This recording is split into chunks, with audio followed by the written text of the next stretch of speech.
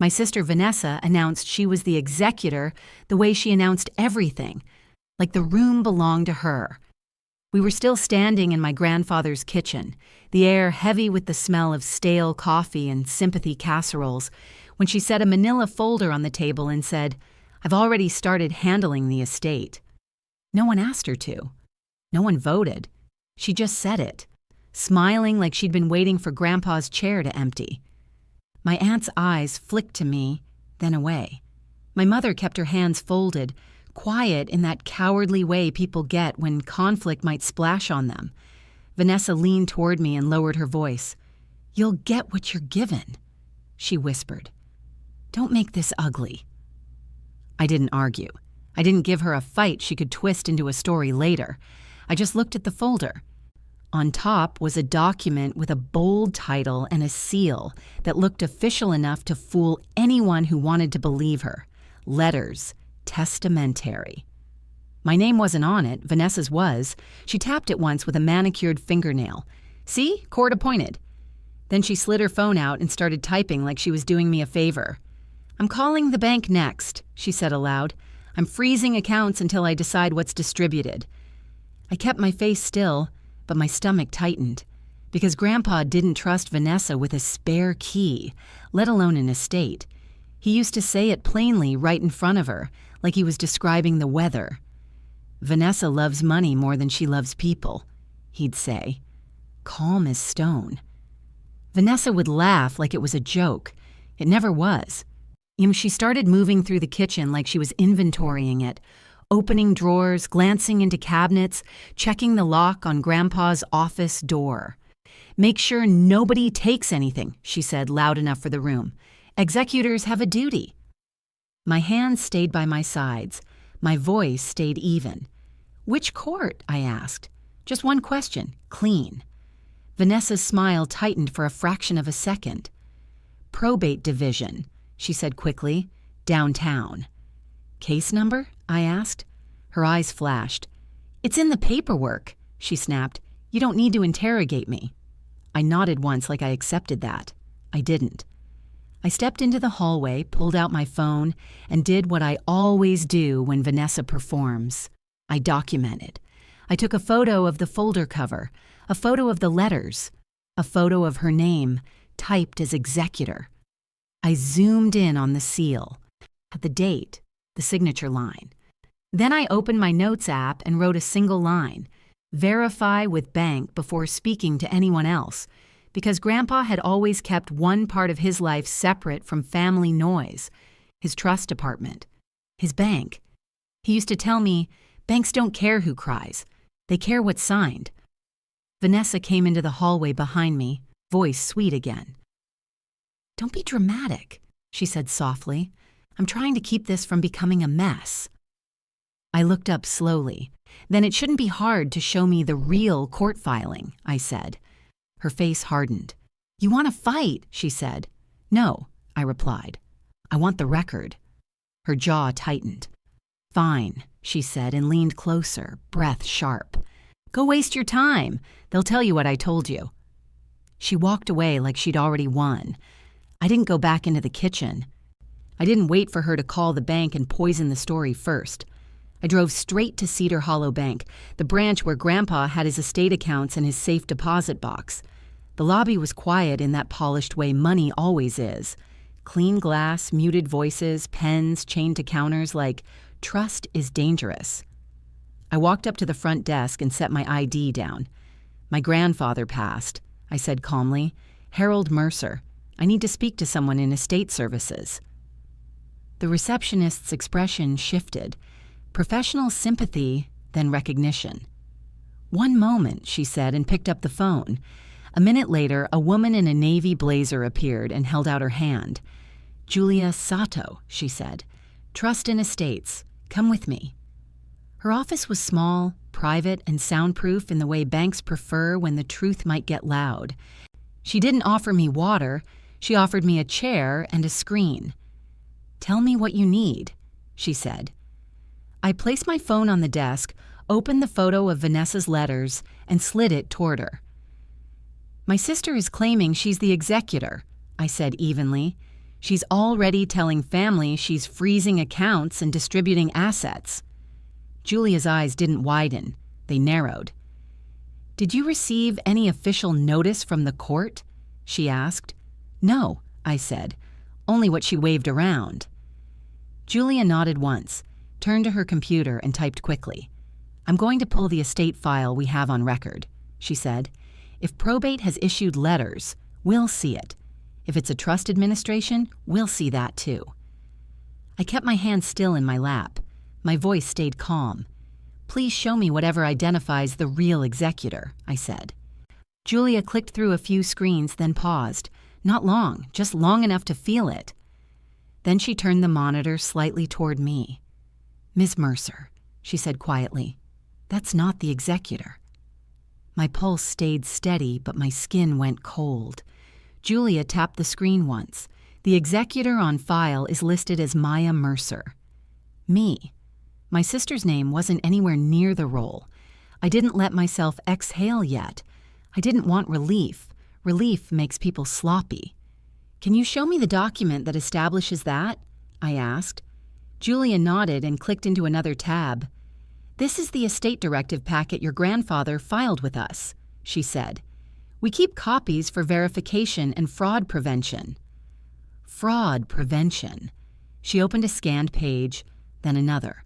Her expression changed in a way that wasn't about paperwork anymore. She went quiet. But then she clicked one more page and stopped completely, eyes fixed on the screen like she'd just stepped on a wire. "What?" I asked. Julia didn't answer immediately. She lowered her voice as if the office walls might repeat it. "This changes everything," she whispered. She angled the monitor toward me. At the top of the page was a bold internal header and a short note beneath it, something banks don't write unless something already happened. "Account alert. Do not release information to Vanessa Mercer. Prior impersonation attempt. Preserve footage." My throat tightened. Julia's hand hovered over the mouse. "Ms. Mercer," she said softly, "your sister is not just not the executor." She swallowed once, then continued. "She's already tried to impersonate someone in this estate file before." Julia didn't say it like gossip, and she said it like a firewall. She clicked into the alert and opened an internal incident log that had dates, timestamps, and short notes written in the blunt language banks use when they don't want ambiguity. "Before I show you," she said, "I need to verify you." "I'm here," I replied, and slid my ID closer. She scanned it, compared it to her screen, then nodded once. "Okay," she said. "Now, look." She turned the monitor toward me. A line at the top read, "Impersonation attempt. Estate file. Prior contact." Below it, date, last month. Time, early afternoon. Location, this branch. Reported by teller station. 2. Subject, Vanessa Mercer. Claim, I'm the executor / I have court papers. Request, account information plus safe deposit access. Result, denied plus security preserved footage plus risk notified. My mouth went dry, but my voice stayed even. "So she came here before Grandpa even passed." Julia's eyes stayed on the screen. "Yes," she said. "She claimed there was an urgent update. She tried to get ahead of the file." My stomach tightened. What did she say to convince them? Julia clicked open an attachment. A scanned document appeared, something that looked like a court letter at a glance, with a seal and a bold header.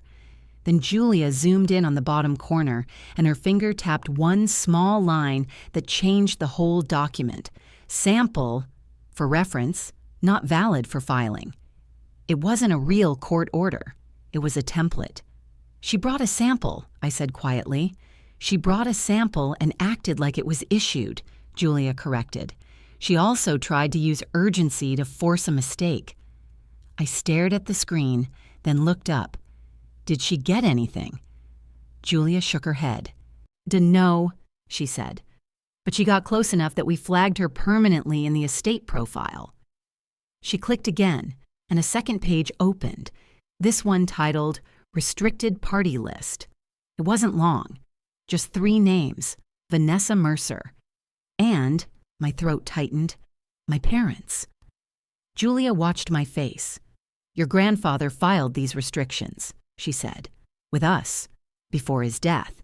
He asked that no information be released to those individuals, not balances, not beneficiaries, not box access, nothing." My hand stayed flat on my lap. "He knew," I said. Julia didn't argue. She just nodded once. "He prepared," she said. I swallowed and forced my voice back into procedure. "Show me what identifies me as executor."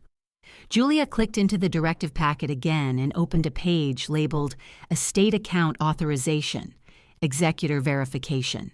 Well, there it was in clean type, appointed executor, Maya Mercer.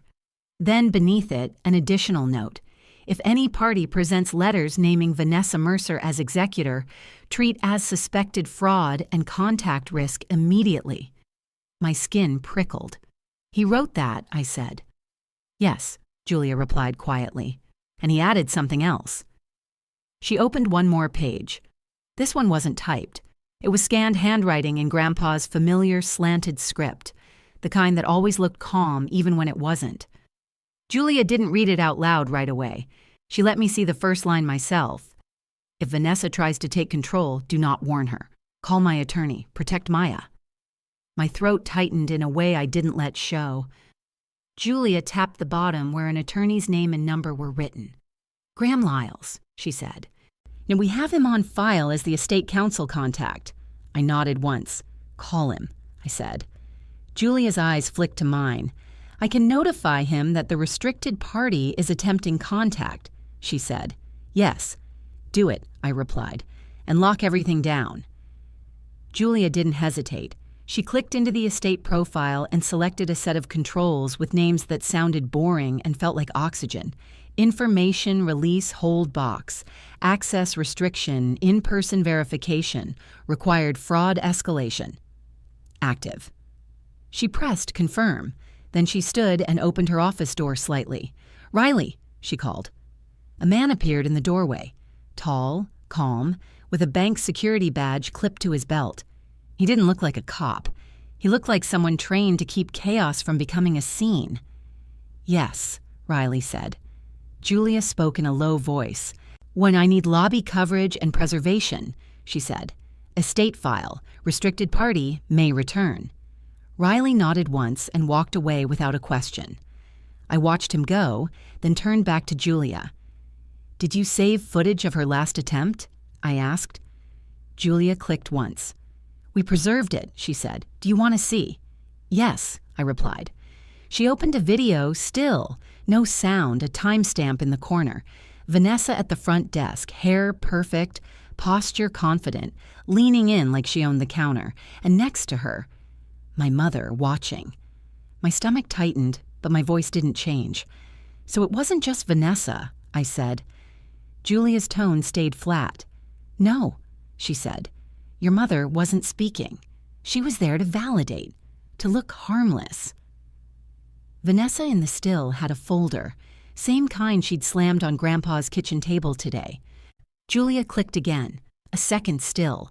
Vanessa pointing at the folder, mouth open mid-sentence, clearly demanding. Julia leaned closer to her screen. "We don't have audio from the lobby camera," she said, "but we do have something better." She pulled up a call record. Incoming call. Estate Services caller claimed, Vanessa Mercer topic, executor verification plus immediate freeze request. Recorded yes. Julia's eyes lifted. "She called first," she said, then showed up. My heart didn't race. It settled into something cold and clear. "Play it," I said. Julia clicked. Vanessa's voice filled the small office, crisp and practiced. "Hi, yes, this is Vanessa Mercer. I'm the executor for Harold Mercer's estate. I need you to freeze all accounts immediately.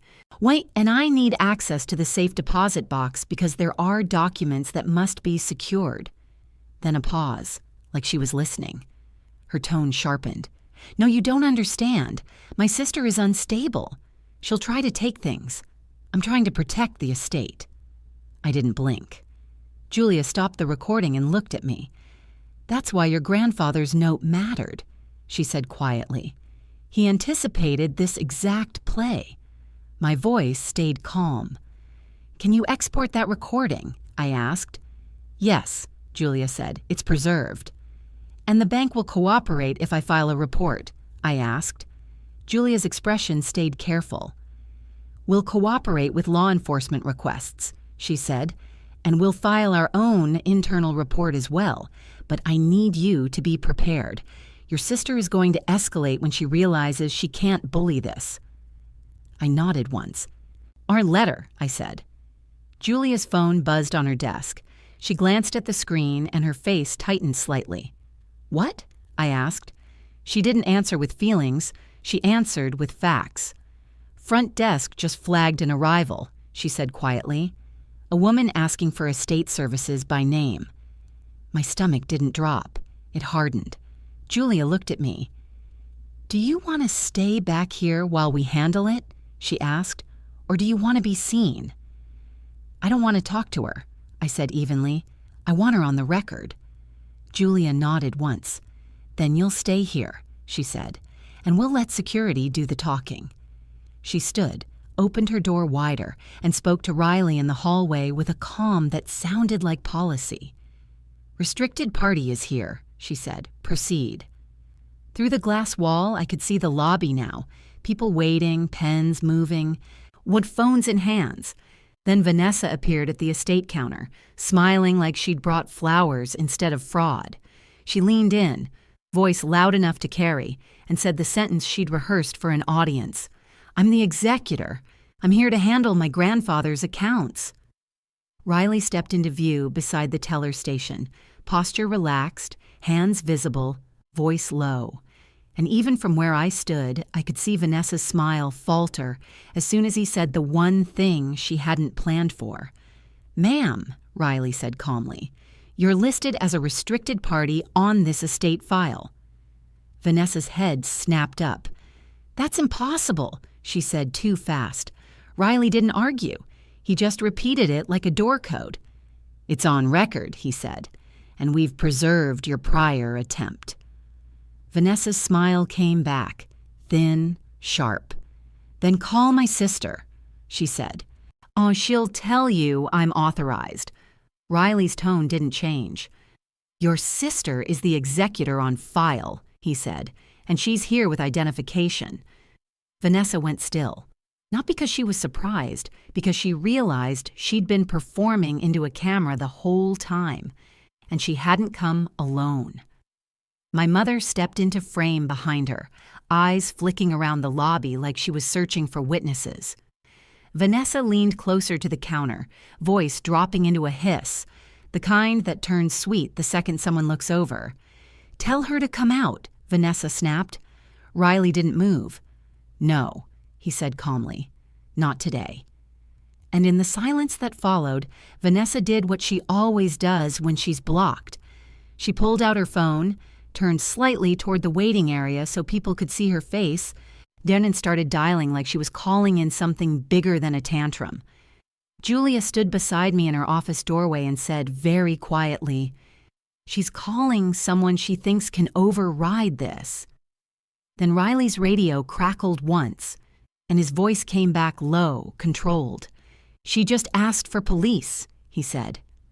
2 officers walked into Cedar Hollow Bank like they'd been sent to calm a loud argument, not interrupt a crime.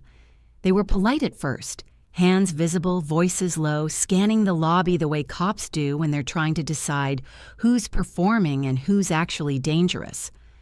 Vanessa brightened the moment she saw the uniforms, like she'd ordered them the way you order a pizza.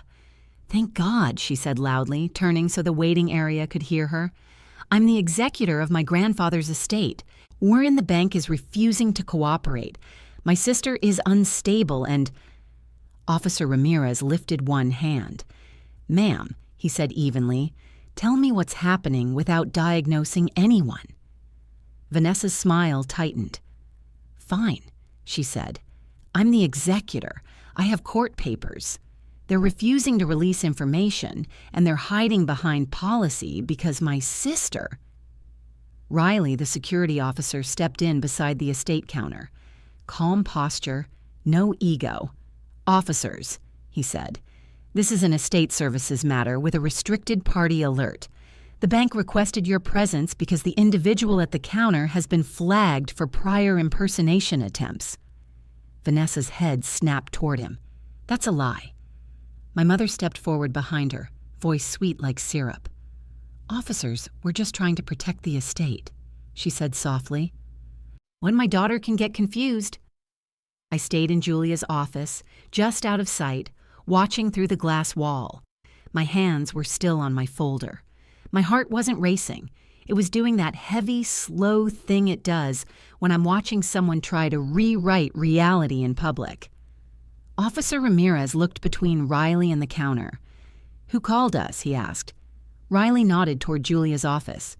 "Estate Services did," he said. "The trust officer is inside with the account holder."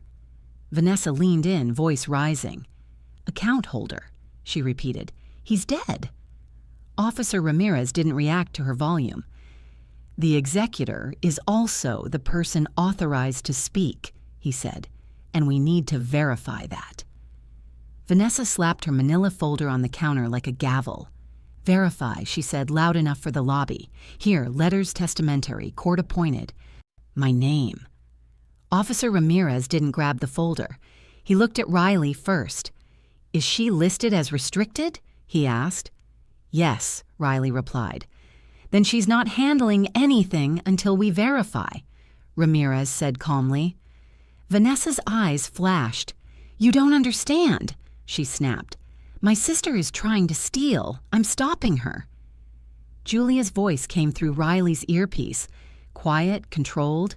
Riley nodded once, then said, "Officers, the bank can provide documentation that the executor on file is not Vanessa." Officer Ramirez turned toward Julia's office. "Bring the account holder out," he called. Julia appeared in the doorway first, posture steady. "Officer," she said, "before we bring her out, I need to confirm this remains calm." Vanessa laughed, sharp. "Oh, now you're scared," she said, "because you know you're wrong." Julia didn't look at her. Then she looked at the officers. "We have an internal incident log, a recorded call, and prior footage," she said. "This individual has previously attempted to access estate information by claiming she was the executor." Officer Ramirez nodded once. "Understood," he said. "Bring her out." I stepped into the lobby with my ID in my hand, not held high like a trophy, just ready. Vanessa's eyes locked on me immediately. Her smile returned, but it was wrong now. Too tight, too eager. "Maya," she said, sweet as poison. Tell them I'm helping. You're grieving. You're not thinking clearly." I didn't look at her. I looked at Officer Ramirez and kept my voice flat. "My name is Maya Mercer," I said. "Harold Mercer was my grandfather. I am the executor. My sister is impersonating the executor, and she has already attempted access to estate accounts." Vanessa scoffed loudly. "Liar." Officer Ramirez held up my ID for a quick glance, then nodded. "Okay," he said. "Do you have anything that proves you're the executor besides your statement?" Julia stepped forward with her tablet and angled it so only the officers could see the relevant header, not balances, not account numbers. "Executor designation on file," she said. "Maya Mercer." Vanessa snapped, "That's internal. That's not court." Julia's voice stayed calm. "We also have your grandfather's directive note naming the executor and restricting Vanessa," she said. "And we have a recorded call of Vanessa claiming executor status." Officer Ramirez turned slightly. "Play it," he said. Julia didn't argue. She tapped once. Vanessa's voice filled the space, clear enough that the waiting chairs heard it too. "Hi, yes. This is Vanessa Mercer. I'm the executor for Harold Mercer's estate. I need you to freeze all accounts immediately, and I need access to the safe deposit box." Then the part that made my skin prickle again, even though I'd already heard it. "My sister is unstable. She'll try to take things. I'm trying to protect the estate." Julia stopped the audio. There was a brief pause where the lobby didn't know what to do with the fact that Vanessa's own voice sounded like a script. Officer Ramirez looked at Vanessa. "Ma'am," he said evenly, "what's your full name?" Vanessa lifted her chin. "Vanessa Mercer." "Do you have ID?" he asked. Now Vanessa hesitated for half a second, just long enough to show she hated being asked. Then she pulled her license out and shoved it toward him. Officer Ramirez looked at it, then handed it back. "Okay," he said. "Now I'm going to ask you something simple. Where did you get those letters?" Vanessa laughed like the question was insulting. "From the court," she said. Officer Ramirez nodded once. "Which court?" he asked again. Vanessa's eyes flashed. "Probate, downtown, like I said." Officer Ramirez didn't move. "Case number," he said. Vanessa's jaw tightened. "It's on the paperwork." "Show me," he said. Vanessa yanked the top page out of her folder and shoved it toward him. Officer Ramirez didn't take it from her hand. He let her hold it so she couldn't later claim he stole it. He read the header. He read the seal. And then his eyes went to the bottom corner. His expression didn't change dramatically, but his focus sharpened. He handed the page back without comment and looked at Officer Bennett beside him. "Call dispatch," he said quietly. "Probate division. Verify if letters have been issued for Harold Mercer. Verify named executor." Vanessa's smile returned again, overconfident. "Go ahead," she said loudly. "They'll tell you I'm right."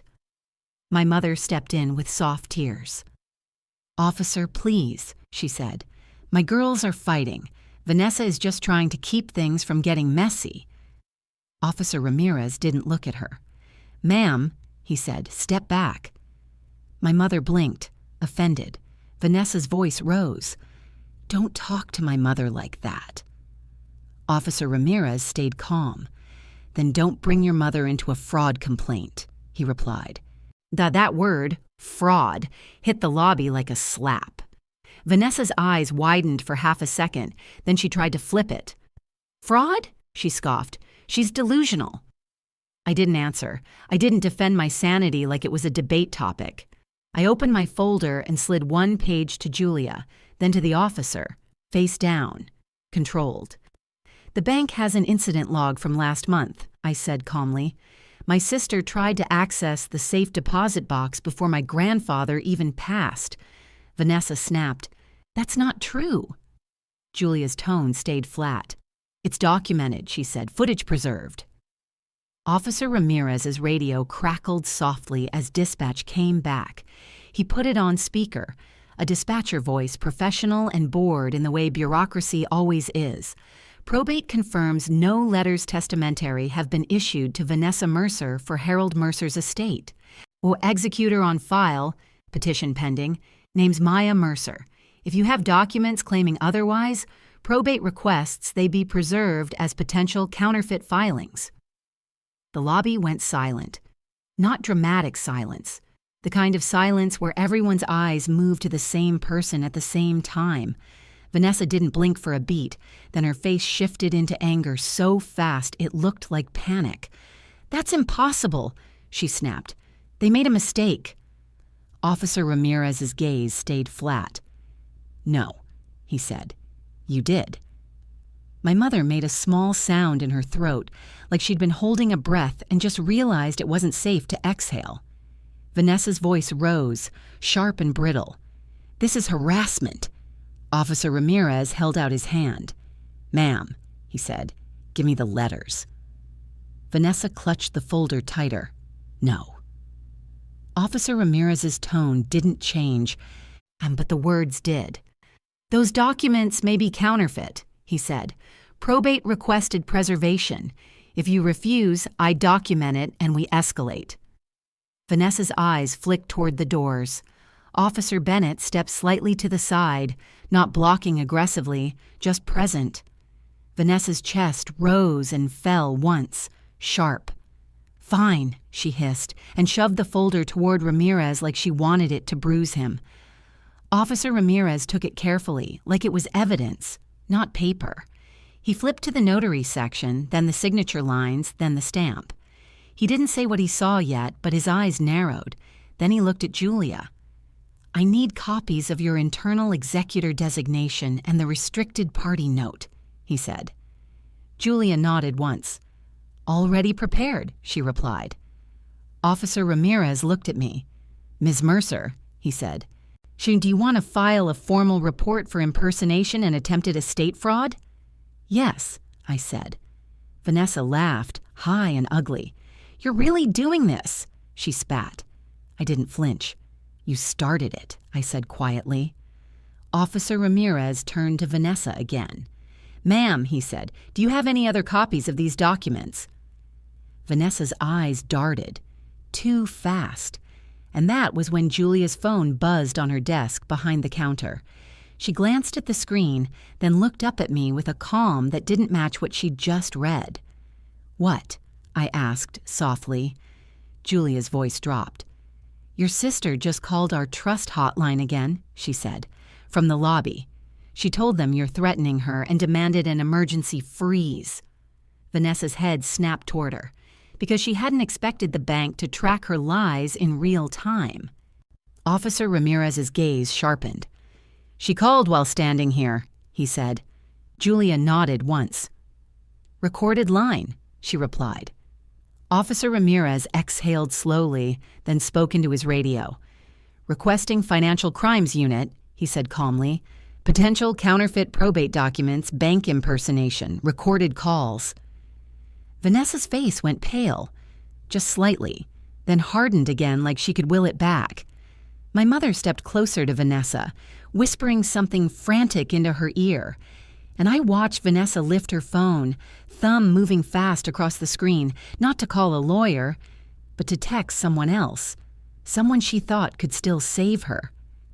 Then my own phone buzzed in my pocket with a new notification from a number I didn't recognize, a single message. You don't know what you're doing. The box gets opened today. Well, I didn't reply to the message. I screenshotted it, locked my phone, and kept my face still. Because I knew exactly what the box meant. Grandpa's safe deposit box. The one Vanessa had been circling like a shark since before he even passed. Officer Ramirez was already talking quietly to Julia at the counter, asking for copies and preservation. Officer Bennett stood a few steps back, watching Vanessa the way you watch someone who might bolt. Vanessa tried to regain control with volume. This is insane, she snapped, turning slightly so the waiting area could see her face. My sister is stealing my grandfather's estate, and these people are helping her.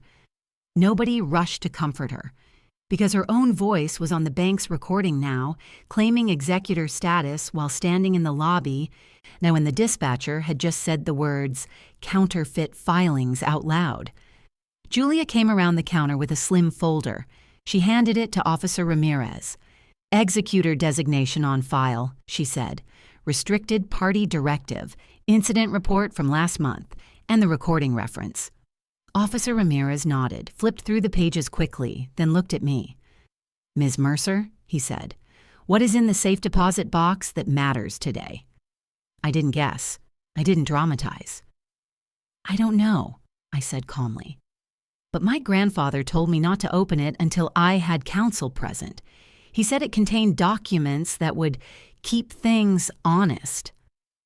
Vanessa's laugh cut in, sharp. Counsel, she scoffed. She's making it sound like a movie. Officer Ramirez didn't respond to her. He kept his eyes on me. Do you know if your sister has a key? He asked. I shook my head. I don't, I said, but she's been asking about it for months. Julia spoke quietly, professional. Box access requires executor verification and 2 forms of identification, she said. And in this case, the executor is Ms. Mercer. Vanessa snapped, That's not true. Officer Ramirez turned to her. Probate says you're not the executor, he said. So you don't touch anything. Understood. Vanessa's jaw clenched. Understood, she repeated, dripping contempt. Then her phone buzzed. She glanced down and I saw something flicker across her face. Urgency.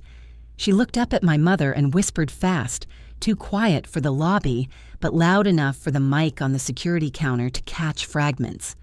Go now, before... My mother's eyes widened. She turned slightly toward the doors. Officer Bennett noticed. He didn't grab her. He simply stepped into her path with a calm that felt like a barrier. "Ma'am," he said evenly, "where are you going?" My mother's voice went sweet again instantly. "Bathroom," she said, smiling. Officer Bennett didn't move. "There's a restroom on this floor," he said. "That way." My mother blinked, then turned toward the hallway he indicated, annoyed that she'd been redirected. Vanessa's eyes flashed, because her little side mission had just been intercepted. Officer Ramirez's radio crackled and a new voice came back, a supervisor confirming that a financial crimes detective was en route. Julia leaned slightly toward me. "The message you received," she whispered. "Can I see it?" I handed her my phone. She read the text and her eyes narrowed. "That number," she said quietly. That's not your sister's." "No," I said. Julia handed the phone back. "We're going to log it," she murmured. Officer Ramirez watched the exchange. "Is that related?" he asked. I held my phone up. "I received a text," I said calmly. "It says, 'The box gets opened today. Unknown number.'" Officer Ramirez's expression tightened slightly. "Forward it to evidence," he said. Julia nodded. "We can attach it to the incident file," she replied. Vanessa's head snapped toward us. "Give me your phone," she hissed at me, stepping forward half a pace like she could intimidate me into deleting it. Officer Bennett moved instantly, not aggressive, just firm. "Ma'am," he said to Vanessa, "step back." Vanessa stopped, eyes burning. "She's lying," she snapped. "That's probably her friend texting to make it look like—" Officer Ramirez cut in. "That's enough," he said calmly. "You're done narrating." Vanessa's chest rose and fell once, sharp. "So what now?" she spat. "You arrest me because probate is slow." Officer Ramirez's voice stayed flat. "Counterfeit probate documents are not probate being slow," he said. "And impersonating an executor to access accounts is a crime." Vanessa scoffed. "I didn't access anything." Julia stepped forward, voice quiet but sharp. "You attempted," she said, "and we recorded it." Vanessa's smile twitched. Officer Ramirez looked at me again. "Ms. Mercer," he said, "do you want to open the box today?" I didn't answer immediately because the truth mattered. "Yes," I said finally, "but I want counsel and the bank present, and I want it recorded." Julia nodded once. "We can do that," she said. "We can have a box access officer, dual control, then a documented inventory if you request it." Vanessa's face tightened. "Inventory," she repeated like it was poison. That word meant she couldn't claim things disappeared. Officer Ramirez turned to Julia. "Schedule the opening now," he said, "and keep her restricted." Julia nodded. "We can open within the hour," she said, "but we need a state counsel." "Call him," I said. Julia was already dialing. I could hear the ring through her phone speaker. On the second ring, a man answered with a voice that sounded like someone who didn't waste words. "Graham Lyles." Julia's tone stayed professional. "Mr. Lyles, this is Julia Sato at Cedar Hollow Bank. I'm with Maya Mercer. There is an active restricted party attempt on Harold Mercer's estate file. Police are present. When we're requesting you come to the branch for safe deposit box access with the executor." There was a pause. Then Graham's voice came back colder. "I'm on my way," he said. Vanessa's face went slightly pale at the mention of a lawyer, because lawyers don't care who cries either. They care what's signed. While we waited, the lobby held its breath around us. Vanessa paced in a tight circle near the counter, trying to look like she wasn't panicking. My mother returned from the restroom hallway with a stiff smile and eyes that looked like she'd lost a step. Officer Bennett watched her closely. Then Julia leaned toward me and said something so softly I almost didn't catch it. "Ms. Mercer," she said, "someone just attempted to access the box from a different branch." My skin went cold. "What?" Julia's eyes stayed on her screen. When a call came in, she said, claiming to be you, asking for box access. They failed verification. I didn't blink. Who? I asked. Julia swallowed. They used your name, she said, but the voice didn't match your file verification, and the caller ID. She paused, eyes narrowing. It traces back to a number associated with your parents' home. Vanessa stopped pacing. My mother went still. Officer Ramirez's gaze sharpened. Because now it wasn't just Vanessa performing with fake letters. Now it was a coordinated attempt to force access to Grandpa's safe deposit box while distracting the real executor in a public lobby. Officer Ramirez spoke into his radio again, voice calm but heavier. I need that financial crimes unit here now, he said. This escalated to coordinated impersonation attempts involving the safe deposit box. Vanessa's smile returned, strained and ugly. You're all overreacting, she said. Julia didn't look at her. She looked at me. I'm sorry, she said softly. But this is exactly what your grandfather tried to prevent. And as she said it, the bank's front doors opened again. A man in a dark suit walked in with a leather briefcase, eyes scanning the lobby like he already knew where the trouble was. Graham Lyles, estate counsel. He walked straight toward us, stopped beside me, and didn't even look at Vanessa. He looked at Julia and said one sentence, calm and deadly. Let's open the box, under inventory, right now.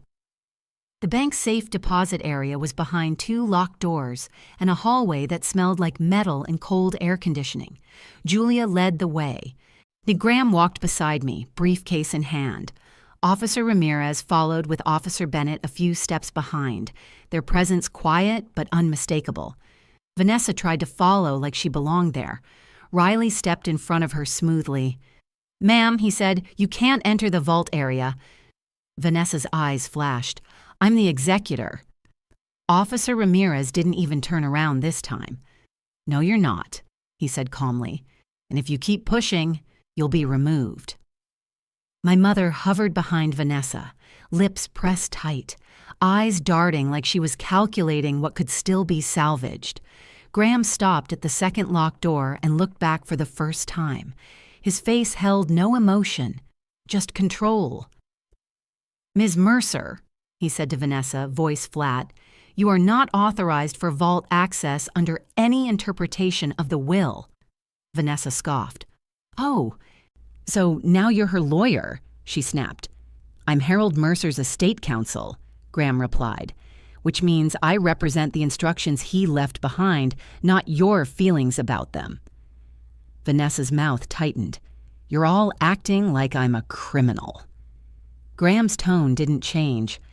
If you didn't act like one, he said, this would be a phone call, not a vault inventory. Julia swiped her access badge. A keypad beeped. The second door unlocked. We stepped into the vault corridor where everything felt heavier. Silence, steel, procedure. Julia moved with practiced precision. Dual control, she said. I have one key. The customer has one key. In this case, the executor. I reached into my bag and took out the small key ring Grandpa had left in a sealed envelope for me years ago with a simple note. For the day, you'll need the truth more than comfort. I held the key in my palm, and it felt warmer than it should have. Julia walked to the box number on file and paused. She looked at Graham. Inventory form is ready, she said. Graham opened his briefcase, took out a single-page document, and slid it toward Julia. This is the estate counsel instruction for inventory, he said. Photograph each item in place. Record timestamps. No one touches anything without documentation. Julia nodded once. Understood. Officer Ramirez stood a few feet back, hands visible, posture calm. This is evidence now, he said quietly. We keep it clean. I nodded once and didn't let my voice waver. Aye, clean, I repeated. Julia inserted her key. I inserted mine. The lock turned. The drawer slid out with a soft metal scrape that sounded too small for how much it mattered. Julia placed the contents tray onto a stainless steel table under bright overhead lights. No drama, just truth. Graham didn't reach in. He watched. Julia lifted the lid slowly and paused, eyes scanning the contents before moving anything. "Time," she said softly, and looked at the wall clock. Graham noted it. Then Julia began. Item 1, a thick envelope sealed with red wax. Item 2, a slim folder labeled in Grandpa's handwriting. Item 3, a small USB drive. Item 4, a second key ring with a tag. Item 5, a notarized packet bound with clips. Vanessa's voice echoed faintly from the lobby beyond the vault doors, muffled, frustrated, eye carrying through the hallway. "Tell her to open it! Tell her to show me!" Julia didn't even react. She photographed the tray. Then she reached for the red wax envelope with gloved hands, like a museum archivist. Graham leaned in slightly. "Read the outside first," he said. Julia turned it so we could see. The front had a single line in Grandpa's handwriting. "For Maya only. If Vanessa is present, do not let her read this." My throat tightened, but my posture stayed steady. Graham didn't soften. "Open it," he said. Julia broke the wax seal carefully and slid out a folded letter. She placed it on the table. Graham didn't pick it up. He looked at me. "You read it," he said. I unfolded it with hands that stayed steady, even though my chest felt tight. The first line made my stomach drop and harden at the same time. "Maya, if you're reading this..." Vanessa tried to take control. I kept reading silently, eyes moving fast. The letter was short, direct. Grandpa's voice, calm, clear, unflinching. He wrote that Vanessa had attempted to manipulate him for years, that he documented incidents, that he restricted her and my parents from the bank file because he expected impersonation, that he appointed me executor because he trusted my calm, not because he wanted family peace. Then the line that changed the air. "Vanessa receives nothing. If she contests, this letter and the attached evidence will show intent to defraud." Graham's eyes stayed on my face. "There's evidence," he said quietly. Julia opened the slim folder labeled in Grandpa's handwriting. Inside were printed screenshots, emails, and a log sheet, dated entries like a quiet journal of attempted theft. Then a photo of Vanessa holding Grandpa's checkbook, an email from Vanessa demanding he add her to accounts, a text thread where she threatened him with public embarrassment if he didn't comply, a recorded voicemail transcript. Officer Ramirez's posture changed slightly. He leaned in, not touching, just reading. "This supports intent," he murmured. Graham nodded once. "And this," he said, pointing at the notarized packet, "is likely the nail." Julia lifted the packet carefully and placed it on the table. The top page read, "Sworn Statement. Harold Mercer."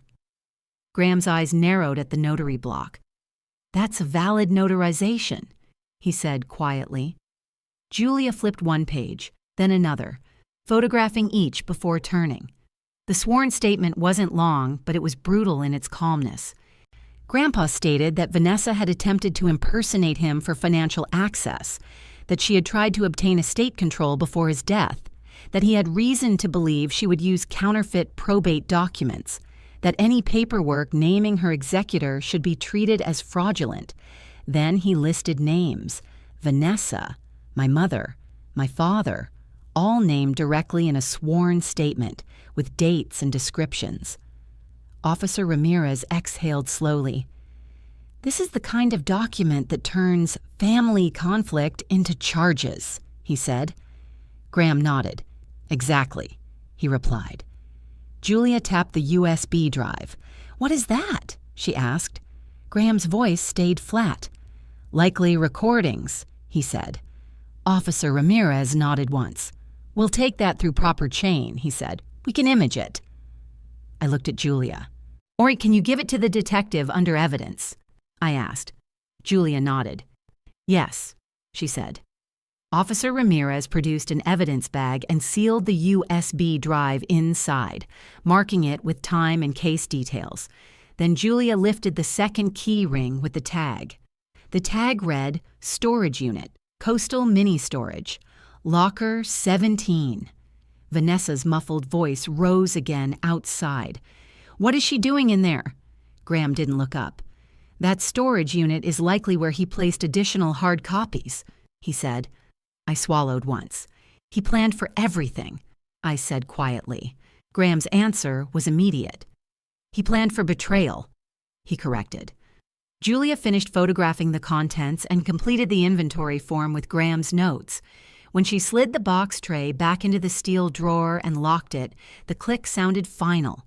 We walked back into the lobby together. Me, Graham, Julia, and the officers, like a line of reality returning to where the performance had been happening. Vanessa saw us and surged forward. What did you find? She demanded loud, eyes wide. What did he leave me? I didn't answer her. I looked at Officer Ramirez. I want a no-contact order, I said calmly. And I want to file charges for impersonation and attempted estate fraud. Vanessa laughed, sharp and fake. Charges? For what? Family paperwork? Officer Ramirez's face stayed flat. For presenting counterfeit probate documents and attempting to access accounts by impersonation, he said, and for making recorded calls to the bank with false authority. My mother stepped in, voice shaking now, real fear under the sweetness. Officer, please, she said. We didn't do anything. Officer Bennett's gaze stayed on her. Your phone number was used to attempt safe deposit access, he said. That's not nothing. My mother went pale. Vanessa's voice rose again. This is all her fault, she snapped, pointing at me. She's always been jealous. Graham finally looked at her. Ms. Mercer, he said, voice flat. Your grandfather executed a sworn statement naming you as a fraud risk. He documented your threats. He restricted you in writing. You are not contesting an opinion. You are contesting evidence. Vanessa's mouth opened, then closed, because she could argue with me. She couldn't argue with a notarized statement and a bank recording. Officer Ramirez turned to her. Ma'am, he said, I'm detaining you for investigation pending further instruction from financial crimes. Yeah, and I'm requesting the district attorney review this for charges. Vanessa's eyes widened. Detaining me? She snapped. You can't. Officer Bennett stepped closer. Turn around, he said evenly. Vanessa looked at my mother as if expecting her to fix it. My mother didn't move. Vanessa's shoulders tightened. Then she turned, jaw clenched. The cuffs clicked. The lobby went silent again. Not because anyone felt sorry for her, because everyone understood they'd just watched a liar run out of road. Officer Ramirez looked at my mother and father. You're not leaving, he said calmly. Not until we clarify your role. My father tried to keep his voice low and reasonable. This is unnecessary, he said. We're grieving. Officer Ramirez cut him off. You attempted access to a safe deposit box using a caller ID associated with your home, he said. Or grief doesn't do that. My father's jaw tightened.